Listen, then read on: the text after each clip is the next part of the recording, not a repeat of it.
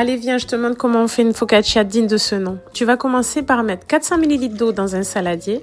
Tu rajoutes un sachet de levure boulangère et un peu de miel pour l'activation de la levure. Tu laisses poser 5 à 10 minutes à couvert. Ensuite, tu viens rajouter 500 g de farine, un peu de sel. Tu commences à bien mélanger le tout à l'aide de tes mains ou d'une spatule.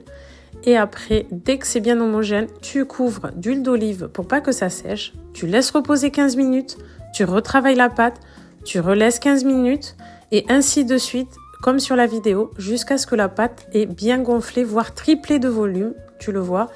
Ensuite, dans un plat allant au four, tu mets de l'huile d'olive, tu verses ta pâte, tu recouvres à nouveau d'huile d'olive pour pas que ça sèche et tu laisses poser une dernière fois 15 minutes. Pendant ce temps, dans un petit bol, tu prépares du za'atar, de l'ail écrasé, des flocons de piment et tu recouvres bien d'huile d'olive et tu laisses macérer. Quand les 15 minutes de temps de repos de la pâte sont terminées, tu viens arroser du mélange que tu as fait. Tu plantes bien tes doigts afin de faire ressortir le gaz et les bulles. Tu garnis ensuite ta pâte selon tes goûts. Moi, j'ai mis des olives noires grossièrement coupées, du gros sel de Camargue et ensuite des copeaux de parmesan. C'est parti au four à 200 degrés pendant 20 minutes. À la sortie du four, on arrose de miel liquide et on vient couper grossièrement une belle burrata qu'on disperse directement sur la pâte.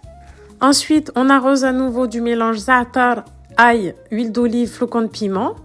On met une dernière petite poignée de piment pour le côté bien épicé. Et ensuite, on découpe et on sert tel quel.